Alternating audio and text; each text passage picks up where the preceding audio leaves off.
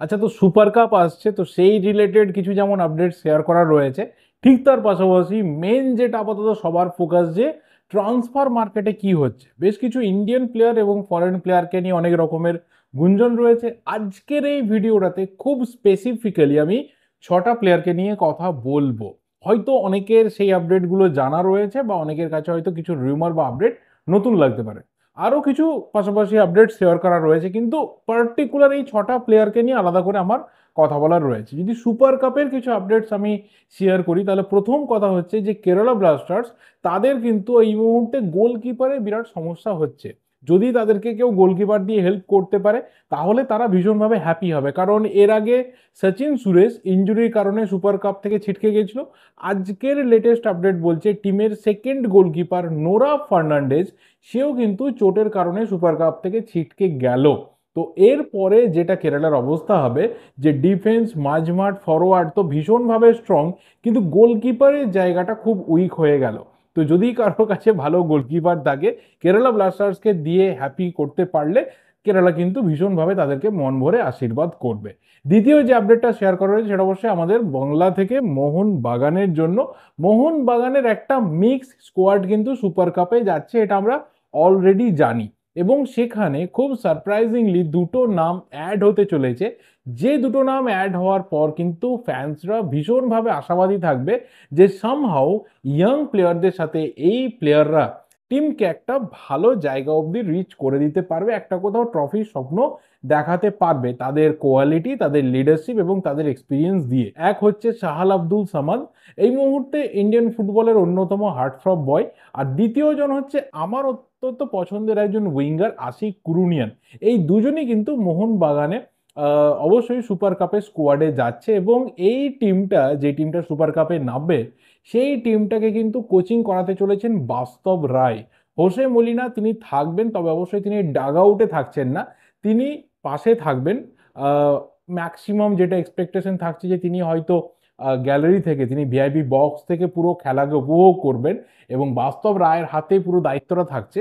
আর RFDL টিমটা থেকে বা ইউথ টিমটা থেকে যে ম্যাক্সিমাম প্লেয়াররা আসছে, তারা কিরকম তাদের পুরো বিষয়টাকে গাইড করার জন্য টিমের অ্যাসিস্ট্যান্ট কোচ হিসেবে কিন্তু ডেগি কার্ডোজো তিনি থাকতে চলেছেন। এই ম্যাক্সিমাম আপডেটটা হয়তো এর আগে অনেকেরই জানা ছিল, আমি জাস্ট একবার রিপিট করে দিলাম। থার্ড যে প্লেয়ারকে নিয়ে কথা বলা রয়েছে, ওই যে পার্টিকুলার 6জন, তার মধ্যে এটা হচ্ছে প্রথম, সেটা হচ্ছে সাউল ক্রেসপো। দেখো, ইস্টবেঙ্গলের এই মুহূর্তে ইনজুরি ভাগ্য বা বিদেশি প্লেয়ারের ভাগ্যটা খুবই খারাপ যাচ্ছে, আমি সিরিয়াসলি বলছি, খুবই খারাপ যাচ্ছে। এবং সেই জায়গা থেকে ইস্টবেঙ্গল টিম কিন্তু বেরিয়ে আসতে পারছে না। আমরা রিসেন্টলি দেখেছি যে ক্লেইটন সিলভার সাথে চুক্তি বিচ্ছিন্ন হয়েছে, এবং ক্লেইটন সিলভা থাকলেও তাকে হয়তো অস্কার ব্রুজো তিনি ইউজ করতেন না।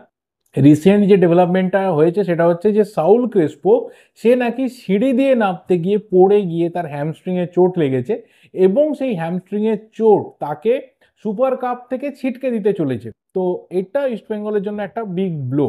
এই সিজনে 2024-25 সিজনে সাউল ক্রেসপো কিছু ম্যাচে ভালো পারফরমেন্স করেছিল, কিন্তু ম্যাক্সিমাম সময়টা দেখা গেছে যে সাউল ক্রেসপোকে ইস্টবেঙ্গল স্রেফ বয়ে নিয়ে বেরিয়েছে। ম্যাক্সিমাম যে টাইমটা, সেই টাইমটা সাউল ক্রেসপো আগের দুটো সিজন, অর্থাৎ ওড়িশা এবং ইস্টবেঙ্গলের একটা একটা করে সিজনের শুধুমাত্র ছায়া হিসেবে থেকে গেছিল। তো সেই জায়গা থেকে সাউল ক্রেসপোর সুপার কাপে থাকা বা না থাকা ইস্টবেঙ্গলকে কতটা এফেক্ট করতে পারে সিরিয়াসলি জানি না, কিন্তু এটা তো ঠিক কথা যে এই সিজনে সাউল ক্রেসপো এবং চোট, তারা মোটামুটি সবসময় একসাথে চলেছে। কখনো চোট সাউল ক্রেসপোর কাঁধে হাত রেখেছে, এবং আবারও ইস্টবেঙ্গলের টিম থেকে সাউল ক্রেসপোকে ছিটকে দিয়েছে। তো ভীষণ আনফর্চুনেট একটা ঘটনা। অবশ্যই সাউল ক্রেসপো খুব তাড়াতাড়ি সুস্থ হোক, মাঠে ফিরে আসুক, এবং ইস্টবেঙ্গল সাউল ক্রেসপোর একটা আগামী দিনে ভালো রিপ্লেসমেন্ট নিয়ে আসুক, এইটুকু অন্তত পক্ষে আমার বক্তব্য রইল। দ্বিতীয় যে প্লেয়ারকে নিয়ে কথা বলবো, সেই প্লেয়ারের নাম অবশ্যই লালরিনজুয়ালা লালবিয়াকনিয়া, আইজল এফসির সেই স্ট্রাইকার, যাকে নিয়ে ইন্ডিয়ান ফুটবল লাস্ট দুটো সিজন, মানে এই 2024-25, এর আগে 2023-24, ভীষণভাবে আলোড়িত। এই প্লেয়ারটা একটা রিমার্কেবল জার্নি আই লিগে কাটিয়েছে। আই লিগের বর্তমানে ইন্ডিয়ান প্লেয়ারদের মধ্যে রেকর্ড ব্রেকিং গোল স্কোরার হয়ে গেছে, যার ধারে কাছে বহু টিমের বিদেশি ফরওয়ার্ডরা নেই। তো সেই প্লেয়ারকে নিয়ে বহু ক্লাব কিন্তু অতীতে ইন্টারেস্টেড ছিল। আমরা এই সিজনে, মানে 2024-25 সিজনের শুরুতেই দেখেছিলাম যে মোহনবাগানে সে এসেছিল, প্র্যাকটিস জার্সি পরে তার ট্রায়ালের ছবি এসেছিল, কিন্তু ফাইনালি মেডিকেলে এই লালরিংজুয়ালা লালবিয়াকনিয়া কিন্তু কেটে যায়। এবং একটা মেরিনার্সদের আশা ছিল যে এই হাই প্রোফাইল একটা ইন্ডিয়ান স্ট্রাইকার সে মোহনবাগানে খেলবে, এবং যেভাবে একটা সময়ে সুনীল ছেত্রীর মতো প্লেয়ার এই রকমই আশা জাগিয়ে সাড়া জাগিয়ে উঠেছিল এবং তার ওঠাটা হয়েছিল মোহনবাগানের মতো বড় টিমের হাত ধরে। তো সেইটা আবারও সেই লালরিংজুয়ালা লালবিয়াকনিয়ার ক্ষেত্রে হতে পারে যে একটা বড় এক্সপোজার সে মোহনবাগান জার্সিতে পাবে। আনফর্চুনেটলি সেটা হয়নি, তার ইনজুরির কারণে তাকে ফাইনালি মোহনবাগান ম্যানেজমেন্ট কিন্তু ফাইনাল কন্ট্রাক্টে আর সিগনেচার করায়নি, তাকে আবারও আইজল এফসিতে ফিরে যেতে বলা হয়। এবং তার ফর্মটা কিন্তু সেখানে ইনজুরির পর তার ফিটনেস ফিরে আসার পর আবারও কন্টিনিউ হয়েছে, প্রচুর গোল সে করেছে আই লিগে। এবং ফাইনালি যেটা হয়েছে যে তার সাথে কিন্তু নর্থ ইস্ট ইউনাইটেড এফসি চুক্তি চূড়ান্ত করে ফেলেছে। এবং এই চুক্তিটা হয়ে যাওয়ার ফলে যেটা আগামী সিজনে অন্ততপক্ষে আমার কোথাও ফিল হচ্ছে যে North East United FC centre ফরওয়ার্ডের জায়গাটাতে অনেক বেশি করে একজন ইন্ডিয়ান প্লেয়ারের ওপর ভরসা করতে চলেছে। কিছুটা স্ট্র্যাটেজি হয়তো পেড্রো বেনালি তিনি পরিবর্তন করতে চলেছেন, এবং আমরা লালরিংজুয়ালা লালবিয়াকনিয়াকে নর্থ ইস্ট ইউনাইটেড এফসির সেন্টার ফরওয়ার্ড হিসাবে দেখতে চলেছি। এবং অন্ততপক্ষে এটা খুব ইন্টারেস্টিং একটা জায়গা হবে যে দুটো উইংয়ে জিতিন এমএস এবং আলাদিন আজারাই এবং ফরওয়ার্ডে Lalrinzuala Lalbiaknia, and that could be a deadly trio. বেঞ্চে যদি পার্থিবের মতো প্লেয়ার থাকে, যদিও পার্থিবকে নিয়ে মার্কেটে ভালো রকমের গুঞ্জন রয়েছে, যদিও তার খুব একটা কংক্রিট ব্যাপার এখনো বেরিয়ে আসেনি, বেঞ্চে যদি পার্থিব থাকে, নেস্টরের মতো প্লেয়ার রয়েছে, তো আমার মনে হয় যে আগামী সিজনের জন্য one of the best mix forward line up কিন্তু নর্থ ইস্ট ইউনাইটেড এফসি আবারও বানাতে চলেছে। এবং সেই ফরওয়ার্ড লাইনটাকে ডেফিনেটলি লিড করবে কে না, অবশ্যই এই সিজনের গোল্ডেন বুট আর গোল্ডেন বল বিজেতা দ্য গ্রেট আলাদিন আজারাই। দেখা যাক একটা সিজনের ওয়ান্ডার বয় নাকি পরপর অনেকগুলো সিজন আমাদেরকে ভালো ফুটবল উপহার করতে চলেছে আলাদিন। আমরা কোথাও দ্য কোরো সেকেন্ড ভার্সন আলাদিনের মধ্যে দেখতে পাই কিনা এটাও দেখার বিষয় হবে, কারণ আইএসএল হিস্ট্রিতে কোরোই একমাত্র প্লেয়ার ছিল এর আগে যে এক সিজনে একসাথে গোল্ডেন বল গোল্ডেন বুট জিতেছিল। সেই রেকর্ড কিন্তু টাচ করেছে, তার গোলের রেকর্ড ভেঙে দিয়েছে, কিন্তু তার কনসিস্টেন্সির যে রেকর্ড ছিল টানা 3টে সিজনে, সেটা আলাদিন আজারাই টাচ করতে পারে কিনা বা সেটাকে ব্রেক করতে পারে কিনা সেটাই হবে আমাদের মেন দেখার বিষয়। নেক্সট যে প্লেয়ারকে নিয়ে কথা বলবো, এই প্লেয়ার কিন্তু ইন্ডিয়ান ফুটবলের অন্যতম বর্তমান সময়ে একটা আলোচিত নাম, সেটা হচ্ছে আরমান্দো সাদিকু। হ্যাঁ, ডেফিনেটলি তার সেলিব্রেশন নিয়ে প্রচুর কথা হয়েছে, যে ছবিটা আমি অবশ্যই ভিডিওতে আমি এখানে পুট করতে পারবো না, সোশ্যাল মিডিয়াতে সার্চ করলে ভরে ভরে সেই ছবি পেয়ে যাবে। এবং তারপর আমরা দেখেছি যে এফসি গোয়ার তরফ থেকে কি রিয়াকশন এসেছে। এফসি গোয়া সরাসরি কোনো কিছুতে না গিয়ে তাকে ডিসিপ্লিনারি আওতার মধ্যে এনে তার সাথে কন্ট্রাক্ট কিন্তু মিউচুয়ালি টার্মিনেট করে দিয়ে তাকে টিম থেকে সরিয়ে দিয়েছে। এবং সুপার কাপে 5জন বিদেশি নিয়ে এফসি গোয়া যাবে। এবং এই জায়গা থেকে অবশ্যই আরমান্দো সাদিকু যে লেভেলের একজন player, he is lethal, he is already an already a tested player, already an improved ISL campaigner. তো সেই জায়গাতে যে কোনো টিম কিন্তু তাকে নেওয়ার একটা টার্গেট করতে পারে। এবং লেটেস্ট যে বিষয়টা সামনে আসছে, বহু জায়গা থেকে রুমার বেরিয়ে আসছে যে চেন্নাই এফসি কিন্তু একটা ইনিশিয়াল এনকোয়ারি করেছে যে আরমান্দো সাদিকু আইএসএল এ থাকতে চাইছে কিনা, আইএসএল এর কোনো ক্লাবে সে খেলতে চাইছে কিনা, একদম ইনিশিয়াল জায়গাতে রয়েছে। এবং অবশ্যই এখানে বলে রাখা দরকার যে আরমান্দো সাদিকু যে খুব বেশি ইন্টারেস্টেড আইএসএল এ কন্টিনিউ করার ক্ষেত্রে সেটা কিন্তু নয়। যদি সেটা হয় তাহলে ডেফিনেটলি চেন্নাই এফসির অফারকে সে ভেবে দেখবে। আর আগামী দিনে আমার অন্তত মনে হয় যে শুধুমাত্র চেন্নাই এফসি না, আরও দুটো একটা টিম থেকে তার কাছে অফার যেতে পারে যদি এই সিগন্যাল আসে যে সে ইন্ডিয়ান সুপার লিগে থাকবে, ইন্ডিয়ান সুপার লিগ খেলবে। তাহলে আমার মনে হয় যে চেন্নাই এফসির পর কিন্তু আরও কিছু ক্লাব তাকে নিয়ে ইন্টারেস্টেড হতে পারে।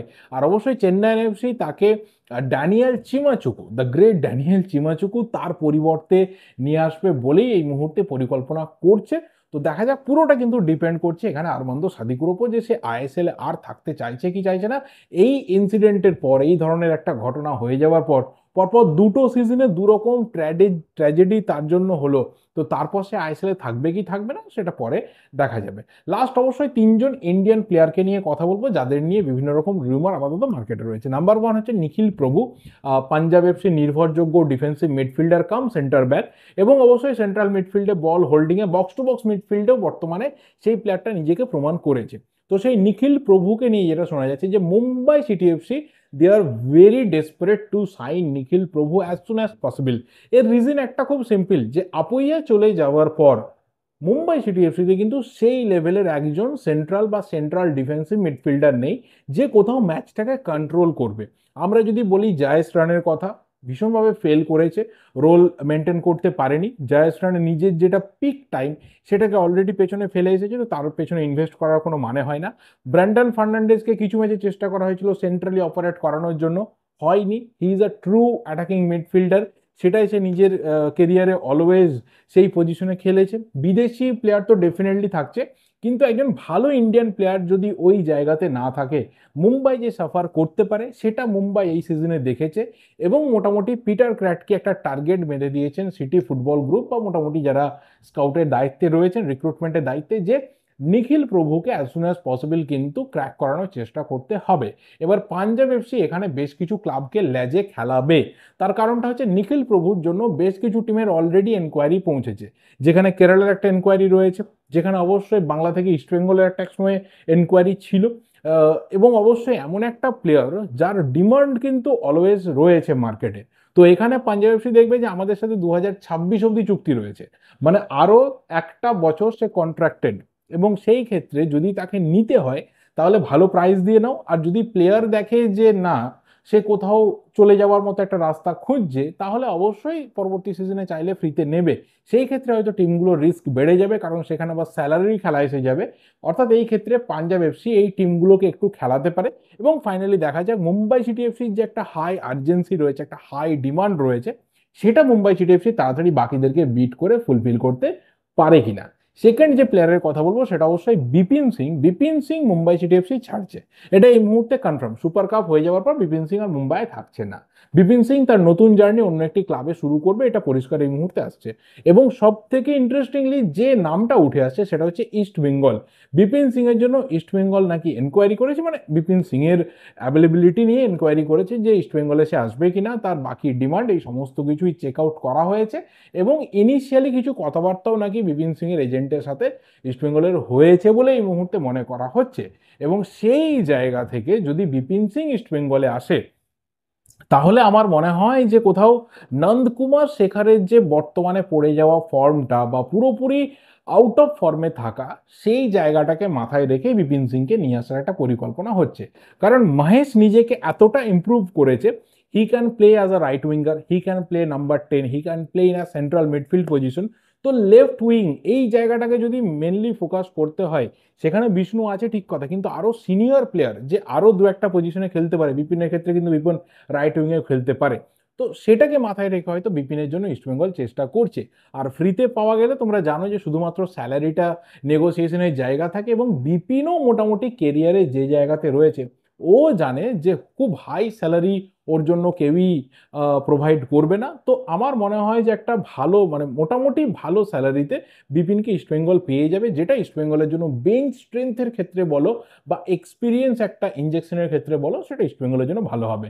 লাস্ট যে প্লেয়ারকে নিয়ে কথা বলবো, সেই ক্ষেত্রে একটা ভীষণ ওয়াইল্ড রিউমার বেরিয়ে এসেছে যে পিভি বিষ্ণু নাকি ইস্টবেঙ্গল ছাড়তে চলেছে। তার জন্য বেশ কিছু ক্লাব ইন্টারেস্টেড, তার মধ্যে প্রথম নামটা হচ্ছে মোহনবাগান। আমি সিরিয়াসলি জানি না এই ধরনের কোনো স্ট্রং ব্যাপার কোথাও হয়েছে কিনা, কারণ আমি এক্ষেত্রে বলতে পারি দেখো অন্য কোনো টিমের ডিমান্ড হতে পারে। যেমন এক্সাম্পল ধরে নাও মুম্বাই সিটি এফসি, যদি পিভি বিষ্ণু কোথাও মুম্বাই সিটি এফসির সাথে কানেক্টেড হয় তাহলে মেনে নেওয়ার জায়গা থাকবে। তার কারণটা বিপিন সিং চলে গেলে নৌফল এখনো অবধি নিজেকে তৈরি করতে পারেনি মুম্বাই সিটি এফসিতে, সেখানে মুম্বাই সিটি এফসি দেখবে যে বিষ্ণুকে দিয়ে ওই জায়গাটা তারা ফিল আপ করে নিল, সেটা হতে পারে। কিন্তু মোহনবাগানে কিসের জন্য দরকার? মোহনবাগানে অলরেডি লিস্টন রয়েছে, আশিক কুরুনিয়ান রয়েছে, যারা অলরেডি মাল্টি ইয়ারের জন্য কন্ট্রাক্টেড। তো সেই জায়গাতে বিষ্ণু মোহনবাগানে খুব একটা কিন্তু কানেক্টেড হচ্ছে না, আর আমিও পার্সোনালি এরকম শুনিনি। বাট লাস্ট দু একটা ভিডিওতে, বিশেষ করে যেখানে আমি ট্রান্সফার রিলেটেড কথা বলেছি, সেখানে বারবার বিষ্ণুর কথা উঠেছে যে বিষ্ণুর আপডেট দাও, বিষ্ণু কি মোহনবাগানের সাথে কানেক্টেড, বিষ্ণু কি কোথাও এই সিজনে মোহনবাগানে একটা বিরাট বড় চমক সিগনেচার হতে পারে। তো আমি সিরিয়াসলি এখনো অবধি জানি না। একটা সব থেকে বেসিক রিজন সেটা হচ্ছে যে মোহনবাগানে কি সত্যি লিস্টন বা আশিকের থেকে বিষ্ণু আপগ্রেডেড ভার্সন, যদি হয় তাহলে অবশ্যই মোহনবাগান ম্যানেজমেন্ট ভাবনা চিন্তা করতে পারে। আর যতটুকু আমি অন্তত ফুটবল বুঝি, হ্যাঁ ডেফিনেটলি আমি রিক্রুটমেন্ট করি না, আমার অতটাও ফুটবলের মাঠের নলেজ নেই যে কাকে নিয়ে কি হতে পারে, কাকে নিয়ে কি ভাবনা চিন্তা রয়েছে বা কি পরিকল্পনা রয়েছে। যতটুকু আমি অন্তত ফুটবল দেখি সেখানে আমার অন্তত মনে হয় না যে লিস্টন বা আশিকের থেকে বিষ্ণু আপগ্রেডেড ভার্সন এই মুহূর্তে। 2-3 বছর পর হতে পারে, নিজেকে প্রুভ করার পর হতে পারে, বাট ডেফিনেটলি বিষ্ণু একটা ইয়াং প্রসপেক্ট, ইস্ট বেঙ্গলে আছে, ভালো আছে। অন্য ক্লাবে যেখানে রেগুলার গেম টাইম পাবে সেখানে গেলে ডেফিনেটলি ভালো হবে, কিন্তু মোহনবাগানে যে প্লেয়াররা রয়েছে সেই জায়গাতে তাদেরকে বিট করে বিষ্ণুর ফার্স্ট ইলেভেনে ঢোকা টু মাচ, মানে ইম্পসিবল, এবং সেটা অনেক বেশি টাফ। তো টোটাল ব্যাপারটা নিয়ে তোমাদের কি ওপিনিয়ন অবশ্যই তোমরা শেয়ার করতে থাকো, কমেন্ট করে জানাতে থাকো। এই ভিডিওটা এই অবধি, এর বেশি আর কিছু আজকে বলার নেই। ভিডিওটা ভালো লাগলে লাইক করো, শেয়ার করো, দেখা হবে পরের ভিডিওতে। Till then subscribe the channel. Thank you and good by.